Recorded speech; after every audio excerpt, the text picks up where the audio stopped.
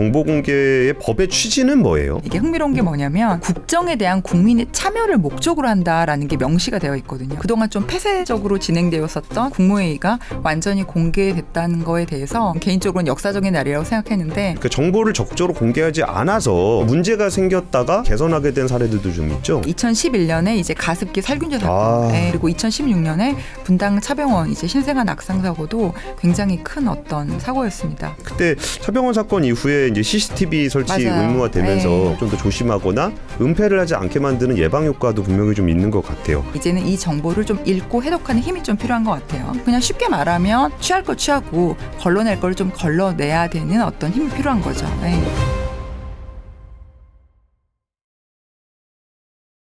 예, 주말 인터뷰 시간입니다. 오늘은 제 밥벌이이자 제가 굉장히 좋아하는 주제이자 사회적으로도 굉장히 예민한 주제입니다.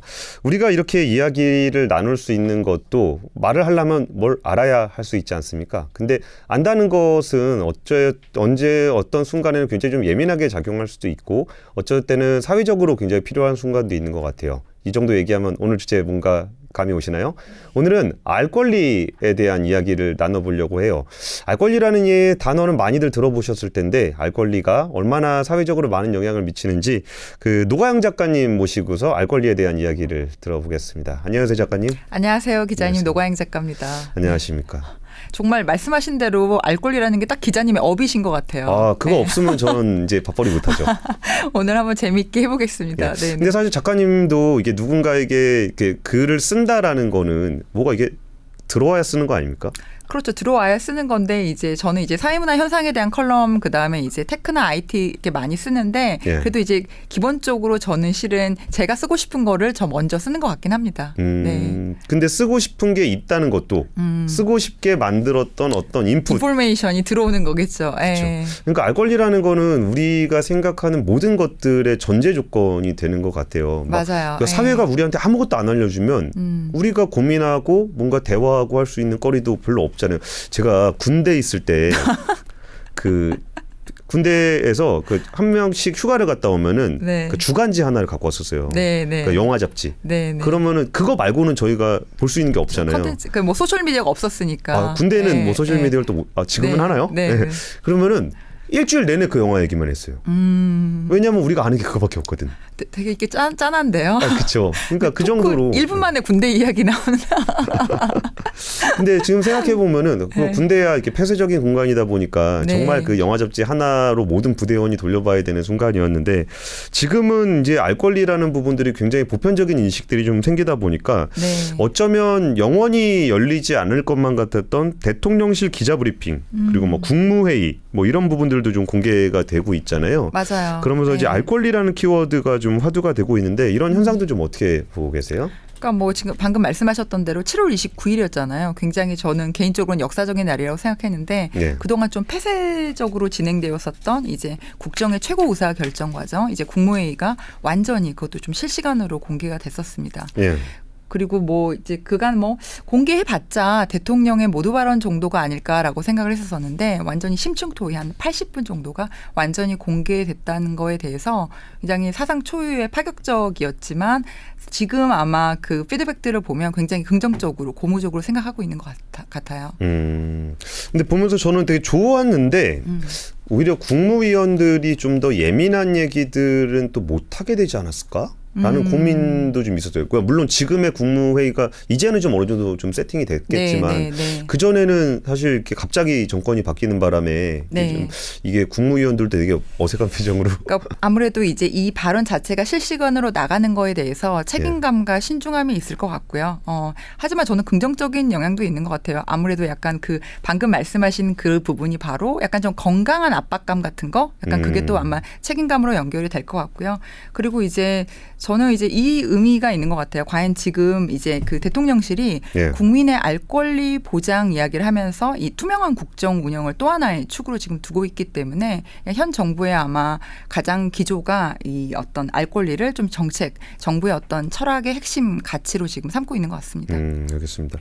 그러니까 사실 그 국무회의를 공개하느냐 아니냐에 따라서 사람마다 생각은 다를 것 같아요. 근데 어쨌든 제일 높은 회의 권력적으로 높은 회의 자체를 공개를 함으로써 이 정부가 알 권리에 대해서 굉장히 강조하고 있다라는 부분들은 충분히 맞아요. 의미가 좀 전달이 된 것 같아요.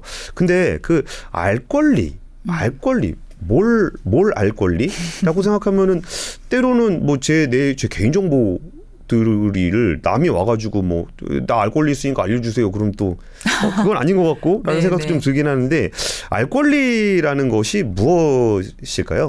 일단 지금 뭐 개인정보라든지 뭐 국가의 어떤 기밀, 그다음에 어떤 기업의 어떤 전략적인 어떤 데이터 같은 것들은 실은 사회적인 함의 안에서 좀 벗어나야 될 것 같고요. 그냥 쉽게 저는 그냥 이렇게 말씀드리고 싶어요. 우리 삶에 영향을 미치는 정보를 숨김없이 내가 알 권리다. 조금 더 이제 풀어 이야기하면 그냥 뭐 정부가 됐고 그리고 뭐 공공기관, 언론이 갖고 있는 자유를 우리가 자유롭게 열람하고 볼 수 있는 권리. 그래서 사실 아까 저희가 이야기했었던 그 국무회의 공개도 아마 기자님도 바쁘셔서 그 80분, 뭐 90분을 다 보시진 않으셨을 거예요. 그렇죠. 예. 대부분 이제 뉴스 클립 정도로 이제 보는데 이거를 어느 몇 분이나 그리고 또 이제 얼마나 많은 숫자가 보는 게 중요한 게 아니라 그냥 일반 대중과 국민들이 내가 원하면 볼 수 있다라고 열어놓은 거 이제 거기에서 저는 실은 핵심 가치가 있다라고 생각하고 있습니다. 그렇죠. 저도 사실 국정감사 같은 것도 다 보진 않는데 필요하면 옛날 거 다시 찾아보는 재미가 있습니다. 그렇죠. 예. 지금 또 보면 또 다른 관점으로 저희가 해석할 수 있으니까요. 예. 근데 이제 저는 최근에 이제 오프닝에서 이제 기자님이 잘 설명해 주셨지만 좀 알 권리 이 이야기가 뭐 국무회의부터 시작해서 최근에 조금 화두가 되고 있는 것 같아요. 근데 이제 그게 말씀하신 대로 뭐 국정 철학의 핵심 키워드다 이 문제도 있고 또 글로벌 시장에서는 글로벌 테크신에서 약간 AI 때문에 예. 가짜 뉴스 또 허위 정보 이런 게 조금 좀 과잉 공급되고 있잖아요. 이제 그러면서 이 테크신에서 정보의 신뢰성 문제 이 이야기가 이제 화두로 나오면서 알 권리에 대한 이야기를 좀 다시 한번 해보자 이런 분위기가 좀 형성되고 있는 것 같습니다. 그러게요. 전 트럼프 대통령 보면서 그런 생각 많이 하는데 대통령의 말은 잘 전달이 돼야 되는 측면이 분명히 있죠. 네. 근데 대통령의 거짓말까지 그렇게 많은 사람들이 알아야 되나? 라는 생각들도 좀 혼란스럽긴 합니다. 네, 근데 사실 그 알 권리나 언론의 자유가 처음 만들어졌을 때를 생각해 보면은 주 타겟은 정부였던 것 같아요. 어떤 국민의 어떤 주권을 위임받은 대리인 맞아요. 정부가 그 정보에 대해서 국정 운영에 대해서 행정에 대해서 국민들한테 알려줘야 되는데 이거를 이제 그 규정을 이유로 숨겨버리면 그러면 국민들은 이제 그 우리의 대리인이 뭔 일을 하는지를 알 수가 없게 되는 거잖아요. 그럼 알 권리를 조금 더 제도화하고 구체화한 게 아무래도 정보 공개가 아닌가 싶은데 그 정보 공개가 주는 효과는 좀 어떤 부분들이 좀 있을까요?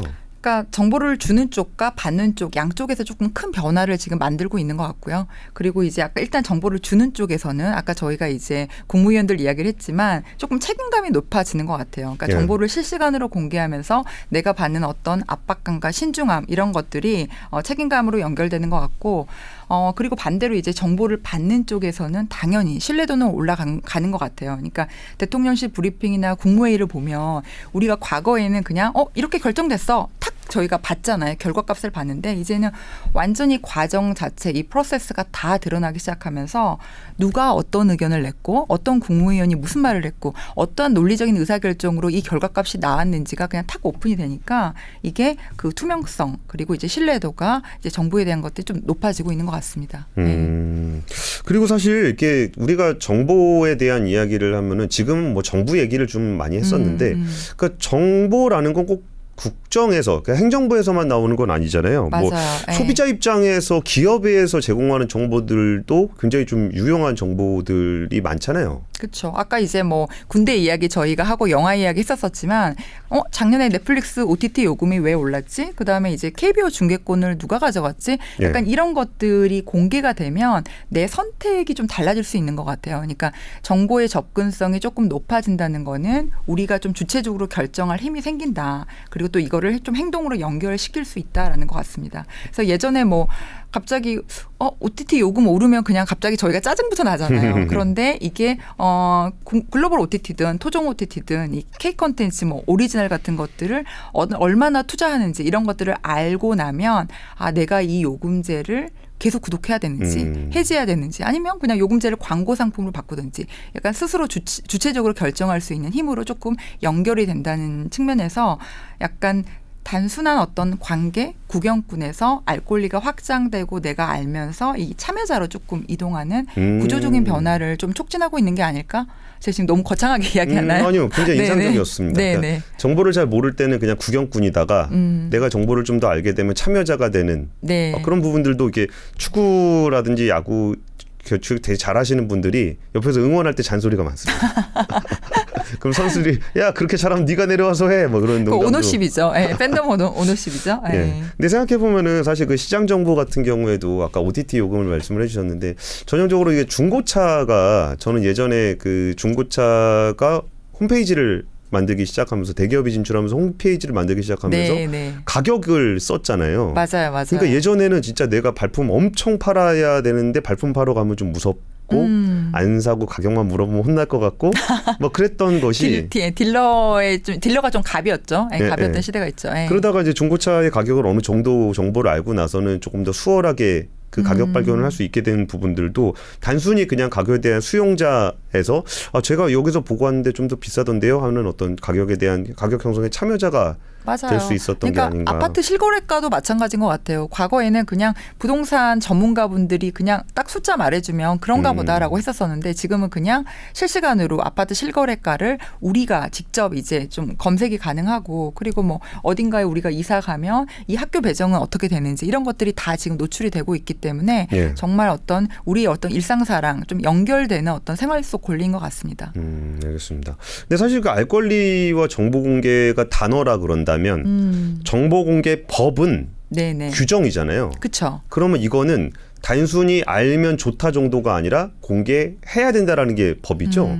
그러니까 저희가 알 권리가 진짜 정말 저희가 이제 뭐 생활 약간 반경까지 넓혀서 지금 기자님이랑 저랑 말씀을 나누고 있지만 말씀하신 대로 이 법이라는 거는 공공기관 정부에 조금 국한되어 있다고 보시면 될 것 같아요. 그래서 이제 그 자체가 공공기관의 정보 공개에 관한 법률. 그러니까 이제 일명 정보공개법이죠. 이제 이게 1996년에 이 국민의 알 권리를 위해서 좀 제정이 됐습니다. 이제 앞에 이제 공공기관이라는 게 좀 명확하게 이제 붙어 있는 거죠. 근데 사실 공공기관의 정보 공개의 법의 취지는 뭐예요? 그러니까 이제 이 법에서 정보공개법에서 이 직접적으로 알 권리가 언급이 되는데 제1조 목적 부분에 이게 흥미로운 게 뭐냐면 이러이러하게 국민의 알 권리를 보장한다. 그리고 이 국정에 대한 국민의 참여를 목적으로 한다라는 게 명시가 되어 있거든요. 그러니까 이게 지금 저희 기자님이랑 저랑 이야기한 주체적으로 결정할 힘 그리고 이제 행동할 수 있는 능력인 것 같아요. 근데 이걸 보면 참여한다라는 게 결국 또 민주주의의 또 근간이기도 하기 때문에 지금 알 권리는 조금 좀 포괄적으로 좀 해석이 가능할 것 같습니다. 작가님 정보공개 청구 해보셨습니까? 한 번도 안 해봤어요. 그렇죠. 일반 사람들이 정보공개 청구를 할 일은 별로 없긴 해요. 그러니까 저야 이제 정부 취재하다가 안 알려주면 그 정보공개법 신청해가지고 뭐 정보를 받아내기도 하고 업이시니까. 그리고 이제 공무원분들도 이제 귀찮으니까 이거 줄 테니까 취하해라.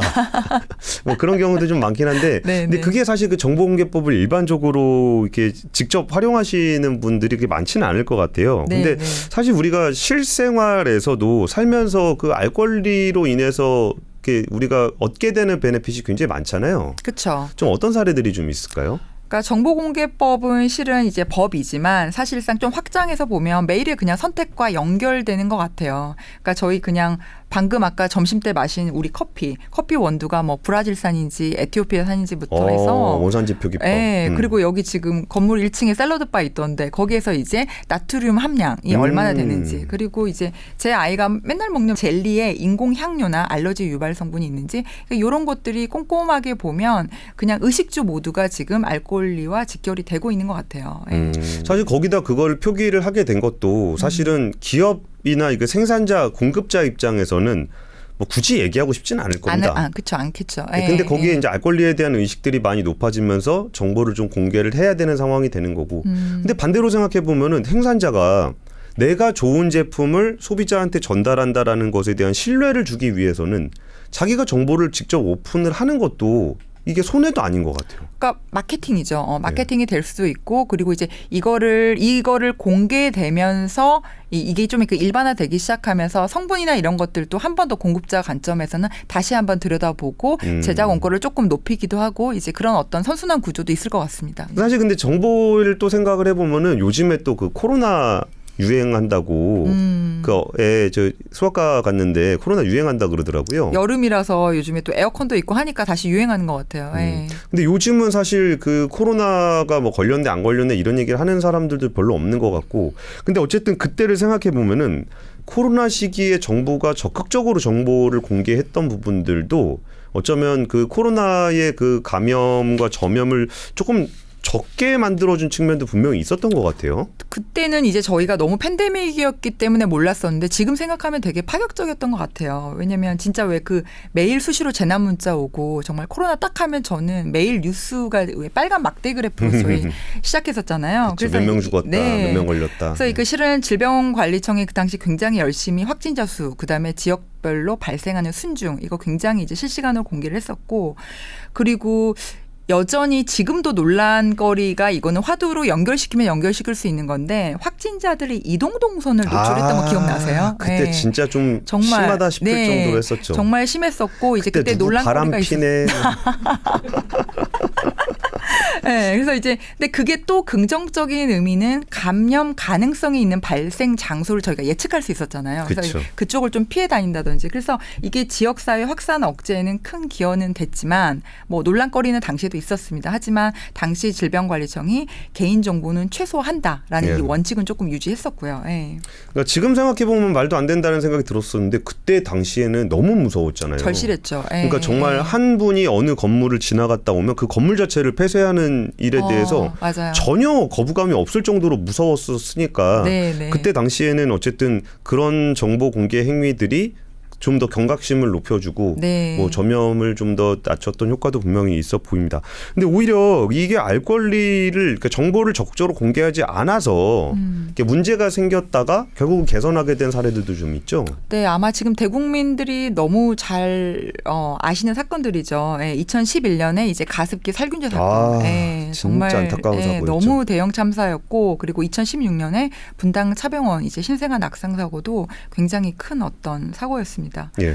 그래서 이제 살균제 사건은 다들 기억하시겠지만 이 살균제에서 독성 물질이 발견이 됐고요. 그때 많은 사람들이 좀 폐손상으로 좀 사망까지 이르렀던 그래서 이제 좀 추적을 해보자면 역학조사를 계속 해왔던 거죠. 정부가. 그러다가 정부가 살균제를 가장 큰 유력한 원인이다라고 이야기해서 사회적으로 엄청나게 파장이 있었고 뭐 피해자가 8,000명 그리고 실사망자가 뭐 1,800명 정도니까 굉장히 큰 지금 생각해도 대형 참사였습니다. 예. 그러게요. 그러니까 정말 그 정보가 공개가 필요하다라는 거를 정말 절실하게 느낄 수 있었던 사건인 것 같아요. 이게 그거에 물론 그거는 표기의 문제가 아니라 그 물질을 그렇게 쓰면 안 되는 거였는데 그걸 좀 제대로 하지 못한 측면이 분명히 있었죠. 광고에서 잘못된 정보가 있었죠. 그러니까 그쵸. 무해하다. 그다음에 아이들도 안전하다라는 이 잘못된 정보가 가고 그걸 소비자들이 완전히 이제 믿었던 거죠. 그리고 이제 병원에 대해서도 사실 그 좀 우리는 못 들어가니까 환자가 아니면 못 들어가고 환자는 또 사실 그래서 수술을 받거나 그러는 동안은 자기 몸에 대한 것들을 잘 모르다 보니까 불신이 좀 생길 수 있는데 그때 차병원 사건 이후에 이제 CCTV 설치 맞아요. 의무가 되면서 꼭 CCTV를 내가 꼭 봐야 되겠다라는 것보다 CCTV를 내가 언젠가 볼 수 있다는 거, 그렇죠. 필요할 때, 필요할 때 볼 수 있다라는 게 꽤 높은 신뢰도를 줬었던 것 같고 의료진 입장에서도 분명히 불편하겠죠. 근데 불편하지만 나의 어떤 행위들이 그 촬영이 되고 있다라는 것 때문에 좀 더 조심하거나 은폐를 하지 않게 만드는 예방 효과도 분명히 좀 있는 것 같아요. 네. 근데 그 알 권리라는 부분들을 너무나 강조를 하다 보면은 이게 어디까지 알아야 되냐, 어디까지 몰라야 되냐, 그게 꼭 이렇게 또 선이 있는 거에 문제를 떠나서 그 사람마다 또 다르기도 할 것 같아요. 뭐 이거는 정보가 필요해라고 얘기하는 사람도 있고 그런 정보는 공개가 안 되는 게 좋겠어라고는 그런 논란거리가 있는 사례는 좀 어떤 게 있을까요? 그러니까 실은 저는 그 바텀라인은 굉장히 약간 상대적일 수 있으나 가장 정말 기본적인 거는 이제 아까 뭐 공공기관 이야기도 하고 저희가 정부 이야기도 했지만 국민의 건강과 안전에 직결된 권리들 이거는 굉장히 저는 그 필수적이라고 것들이라고 생각을 하고 있고요.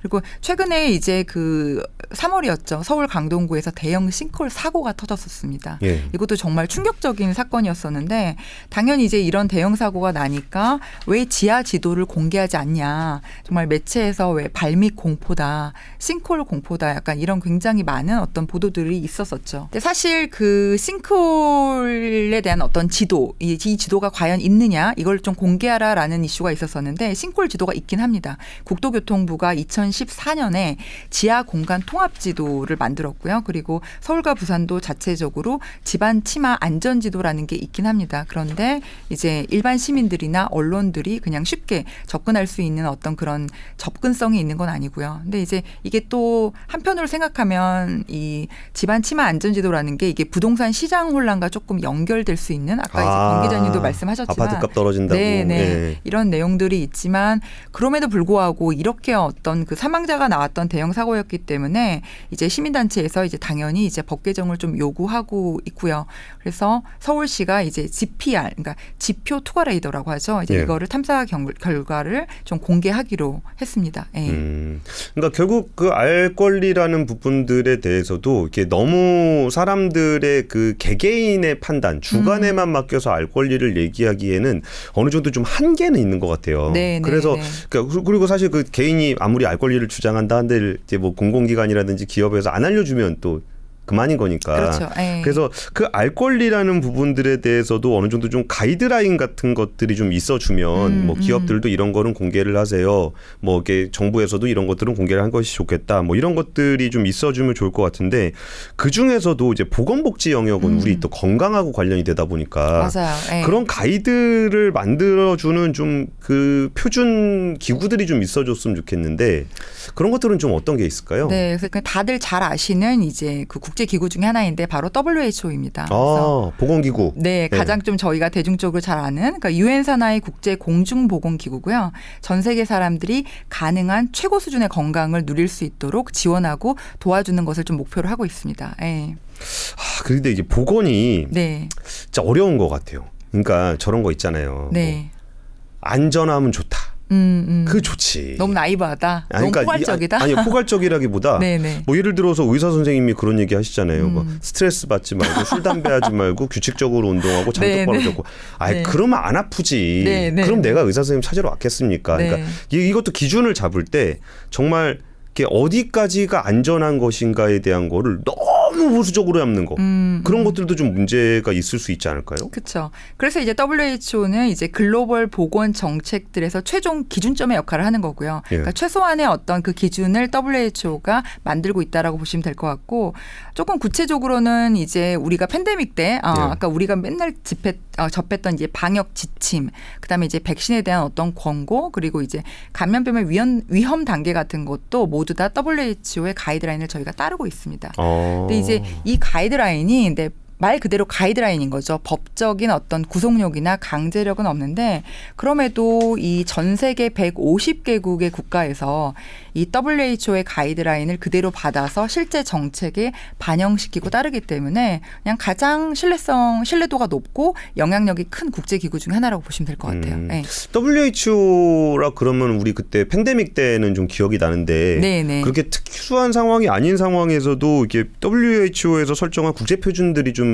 있나요? 저희가 이제 매일 이제 접하는 건데 이제 말씀하신 대로 WHO 하면 딱 이게 팬데믹 먼저 생각이 나잖아요. 그러니까 좀 이제 일상으로 조금 돌아가서 말해보면 저희한테 좀 친숙했었던 거는 그냥 뭐 오늘 미세먼지 나쁨 없음 약간 이런 것들. 그것도 WHO 기준이에요? 맞아요. 대기의 질 지표 같은 거를 이제 WHO에서 가이드라인을 주고요. 그리고 뭐 하루 뭐 우리가 섭취해야 할 나트륨 섭취량이 뭐 땡땡땡 미리그램 이하다. 약간 이런 어떤 것들도 모두 WHO의 글로벌 표준을 따르고 있고 그리고 매일 저희가 마시는 물 있잖아요. 예, 물 같은 것도 이제 음용수 안전 가이드라인이 WHO 가이드라인입니다.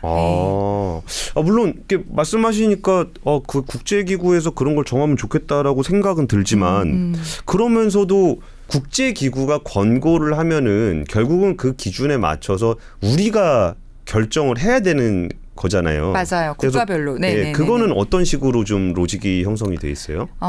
그러니까 이제 실은 그 로직이라고 한다기보다는 말 그대로 이제 가장 공신력 있고 신뢰도가 높고 영향력을 행사하는 이제 국제 전문 기구잖아요. 예. 그래서 이제 각 국가별로 이제 그거를 바탕으로 해서 어떤 정책 수립의 출발점 역할을 WHO가 한다라고 보시면 될 것 같고, 그러니까 뭐 예를 들어서 이제 뭐 초미세먼지 가이드라인 같은 게 이제 국가별로 조금씩 다른데 사실 WHO가 권장하는 이 오피셜한 공식적인 가이드라인은 연평균 5 마이크로그램 펄 세제곱미터입니다. 예. 그러니까 이게 뭐냐 이제 5 마이크로그램 되게 복잡하잖아요. 그런데 이 정도면 건강에 바람직하다. 라는 어떤 최소한의 어떤 권고선 역할을 하는데 한국은 지금 기자님 말씀하신 대로 이걸 맞추기 굉장히 어려운 거죠. 왜냐하면 국가마다 기후가 틀리고 특히 예. 산업 환경의 어떤 구조가 다르기 때문에 이제 이 가이드라인을 기반으로 해서 저희는 이제 환경부에서 연평균 15 마이크로그램 펄 세제곱미터 정도로 조금 자체 기준을 세웠다라고 보시면 될 것 같아요. 이건 아무래도 이제 우리나라도 제조업 국가고 맞아요. 우리 왼쪽에도 제조업 국가, 그쵸. 오른쪽에도 그게 큽니다. 제조업 네네. 국가. 이러니까 상대적으로 좀 미세먼지가 좀 많을 수밖에 없는 지역이니까 네네. 이거를 되게 뭐 노르웨이라든지 뭐 호주라든지 뭐 이런 데랑 비교해서 똑같이 맞출 수는 좀 없는 것 같습니다. 네, 그 청정 국가들이 몇 개 있잖아요. 그래서 좀 아이러니한 건 뭐냐면 WHO의 이 대기의 질 가이드라인을 지키고 있는 국가가 한 5개에서 한 6개 정도라고 해요. 그러니까 기자님 말씀하시는 뭐 호주, 뉴질랜드 그리고 이제 뭐 약간 에스토니아 그리고 이제 아이슬란드 약간 이런 우리가 예측 가능한 그런 국가들입니다. 그러니까 WHO에서 기준을 만들어도 어느 정도는 우리 국가에 맞춰서 좀 네, 하겠다. 네. 근데 네, 사실 논쟁을 할 때 국내 논쟁에서도 그런 얘기 많이 하는 것 같아요. 예를 들어서 뭐 노동 기준을 한다 그러면은 이제 ILO 기준이 네, 네. 이 ILO 기준을 우리가 꼭 지켜야 되는 건 아니지만 그렇죠. 그래도 인류가 이런 정도의 가이드를 잡았으니 최대한 맞추려고 한다라는 부분들도 예전에 그거 있었거든요. 제가 제조업을 참 좋아하는데 제조업은 이렇게 인건비가 올라가면은 원가가 올라가니까. 그렇죠. 근데 그렇다고 이제 우리나라 사람들한테 임금 조금 주라고 하긴 좀 그렇고 그러면은 상대적으로 구매력이 좀 약한 나라에 계신 분들은 똑같이 벌어도 네, 그 네. 나라에서는 더 쓸 수 있으니까 네, 네. 좀 덜 주는 것도 한번 생각해 보면 어떨까라고 까가 끝나기 전에 ILO 위반이라고. 네네. 그러니까 그런 부분들은 어쩌면 이제 우리나라 안에서만 생각했을 때는 좀 이렇게 뭐 합리성을 가질지 모르겠지만 네, 국제적으로 네. 통용되는 기준으로 생각해 보면 우리나라 국민이 만약에 다른 나라 가서 한국 사람이라는 이유로 만약에 차별을 받는다면 그러면 좀 그건 아닌 것 같다라는 생각도 드는 거 보니까 네, 국제 네. 기준에 대한 부분들도 참 고민해보고 잘 따라가야 되는 그런 측면이 좀 있는 것 같습니다. 그리고 이제 뭐 아까 이제 병원 이제 의사 닥터 이야기 하시면서 좋은 게 좋다 약간 이렇게 말씀하셨는데 실은 WHO는 제가 뭐 음용수 가이드라인 이렇게 마른 가이드라인이라고 했지만 이 가이드라인 안에서 뭐 물 같은 경우는 뭐 세균, 화학 물질, 그다음에 방사능까지 굉장히 첨예하게 실은 각 허용치가 정해져 있습니다. 그래서 이제 이 가이드라인 안에 굉장히 조금 세부적으로 좀 꼼꼼하게 가이드라인이 있다라고 보시면 될 것 같아요. 네. 알겠습니다. 근데 최근에 들어보니까 저는 이제 AI 쪽 관심 많은데 네네네. 그 WHO가 의료 분야 AI 윤리 가이드라인을 만들었다는데 이거는 뭐예요?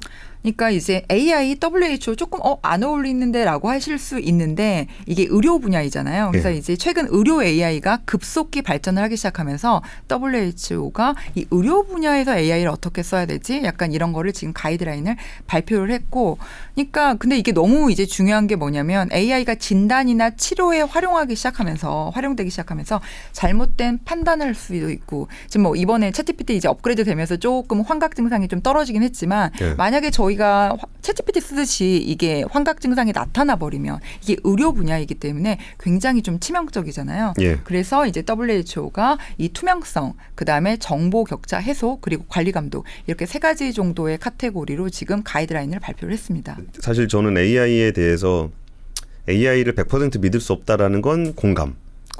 그러면 하지만 사람은 네네. 100% 믿을 수 있냐 그러면 근데 사람이 잘못 결정하는 것과 네네네. AI가 잘못 결정하는 부분들에 대한 그 우리가 느끼는 체감적인 온도는 많이 다른 것 같습니다. 지금 그 말씀하시니까 일론 머스크가 여기 계시는 것 같았어요. 아, 그래요? 약간 테슬라 그 안전주행, 자율주행 이야기하면서 네. 여전히 오류가 있다. 자율주행이 하지만 인간이 만들어내는 교통사고보다는 현저히 떨어진다.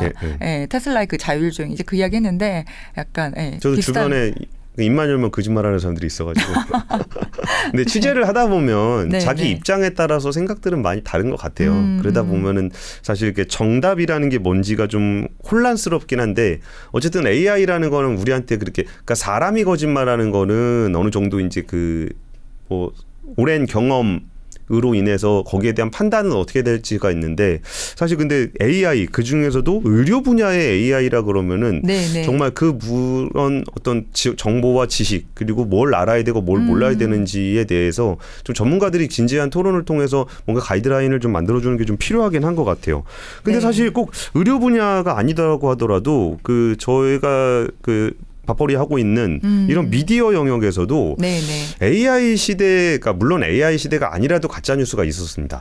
근데 요즘은 가짜 뉴스 만들기가 너무 쉬워졌어요. 아, 맞아요. 그거는 예전에는 뭐 텍스트 정도 했다 그러면 이제 오디오 비디오를 다 만들 수 있는 그런 시대가 돼가지고 이런 AI 시대가 되면서 좀 거기에 알 권리가 늘어나는 거는 맞는데 그러면서도 정보 과잉 시대에 따른 부작용도 있지 않나라는 생각이 드는데 작가님은 또 이제 IT 업계에도 네, 계셨고 네. 콘텐츠를 주 전공으로 하시고 남에게 뭔가 이렇게 글을 또 쓰시는 입장인데 그런 측면에서 그 정보 과잉 시대의 부작용에 대해서는 좀 어떻게 보세요? 그러니까 이제 저희가 이제 앞에 서두에 이야기했듯이 이제 최근에 알 권리가 좀 화두로 조금 올라서는 이유가 이제 저희 뭐 국정 철학 핵심 키워드다 이런 이야기도 했지만 이 빅테크 쪽에서 이제 생성형 AI와 이 소셜 미디어를 통해서 하루에 정말 수백만 건이 아니라 수천만 건의 정보가 좀 쏟아지고 있죠. 그래서 그러면 이제 그것들을 어떻게 취해야 되냐라는 건데 그래서 이제 과거에는 그냥 정보에 접근할 권리. 너가 주고 내가 받고 이거였는데 이제는 이 정보를 좀 읽고 해독하는 힘이 좀 필요한 것 같아요. 그래서 이거를 실은 이제 요즘에 이제 인포메이션 리터러시라고 하는데 이게 되게 이 리터러시라는 단어도 되게 이 빅테크의 어떤 기술의 진화와 연결이 되는 게 과거 우리가 실은 뭐 디지털 리터러시가 필요하다. 이런 시절이 있었고 그리고 이제 그게 뭐 이제 월드와이드 웹이 시대가 열렸을 때잖아요. 그리고 나서 이제 AI 리터러시가 필요해. 그러다가 이제는 그 생성형 AI 이 AI가 굉장히 많은 정보를 주다 보니까 이게 이제는 그러면 AI가 만들어낸 생성해낸 이 정보를 어떻게 읽고 해독할 건지 인포메이션 리터러시로 다시 이제 되돌아갔다라는 거죠. 그러니까 이게 조금 그냥 쉽게 말하면 우리의 요즘의 용어로 이야기하면 비판적인 사고력과 이제 분별력인 것 같아요. 그러니까 취할 걸 취하고 걸러낼 걸 좀 걸러내야 되는 어떤 힘이 필요한 거죠. 참 어려운 것 같습니다. 이게 네. 사실 글자를 두고도 잘 이해를 못해가지고 문해력을 높여야 된다는 얘기를 하는데 글자를 이해하는 정도가 아니라 정말 다양한 정보들 옛날에는 그래도 보는 것은 믿는 것이다라 그래가지고 이제 이미지라든지 영상이라도 좀 믿을 수가 있었는데 지금은 제가 만들어 놓고도 와 이건 진짜 뭔가 판단하기가 굉장히 어려운 세상이 됐다 막 그런 생각하고 야 이게 사기치기 좋은 세상이 됐구나라는 생각도 들면서 사기라는 건 결국 어떤 뭐 욕심이 또 있어야 사기도 당하고 막 그러는 거잖아요.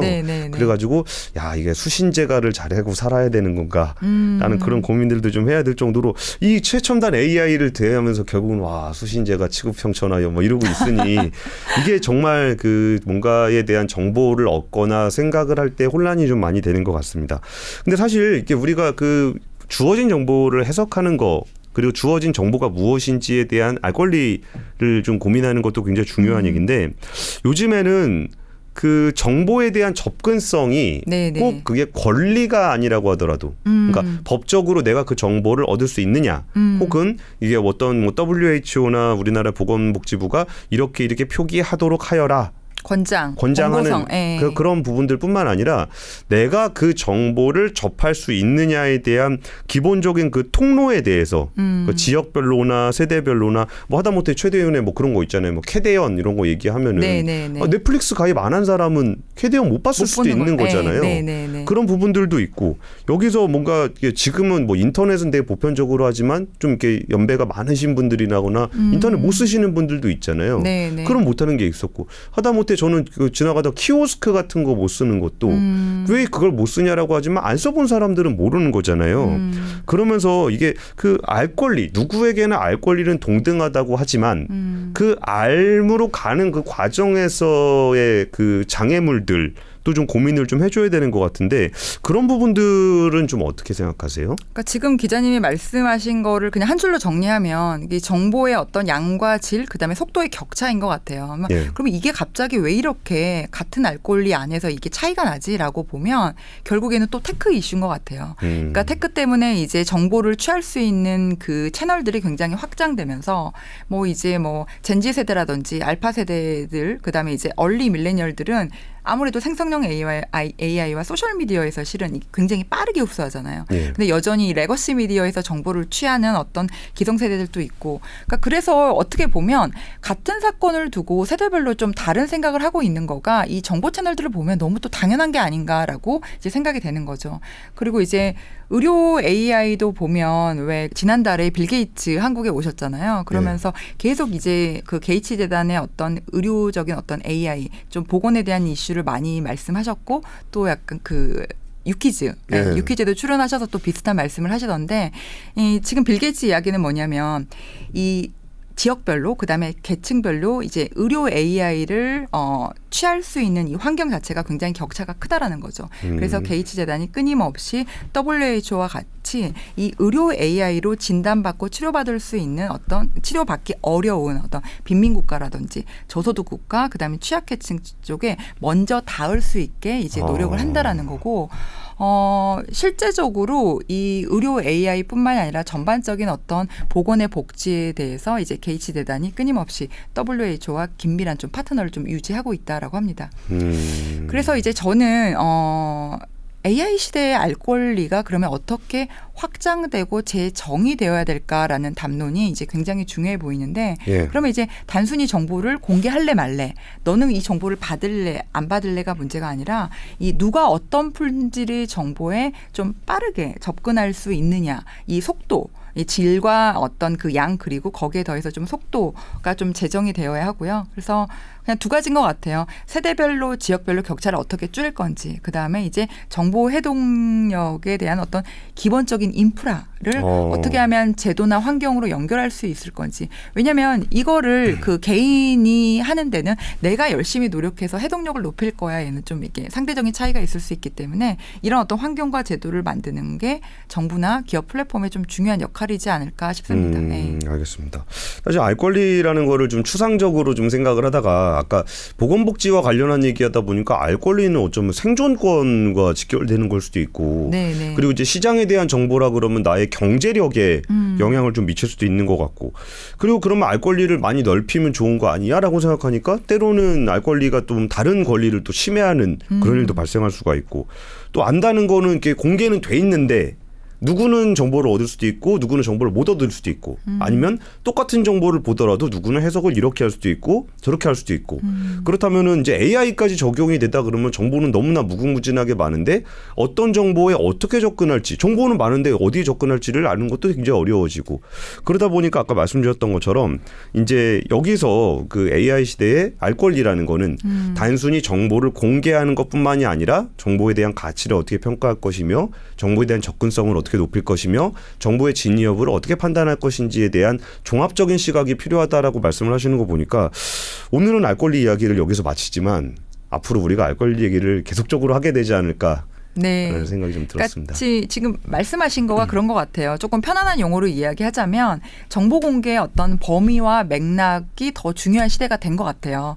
그리고 이제 조금 이 생생한 어떤 정보 신뢰성을 내가 더 생산적으로 좀 취할 수 있게 좀 노력을 해야 될 것 같고 그리고 이제 저는 이거는 약간 조금 먼 미래라고 이제 기자님 말씀하실 수도 있을 것 같은데 향후에는 내 정보가 어떻게 수집되고 활용되어야 되는지 그것을 내가 알 권리 그러니까 내 정보와 데이터가 어떻게 수집되고 활용하는지를 누구보다 내가 먼저 알아야 되는 거. 그러니까 그런 걸로 조금 빅테크가 더 진화되기 시작하면 알 권리가 조금 더 첨예하게 조금 좁혀져야 되지 않을까라고 생각을 합니다. 알겠습니다.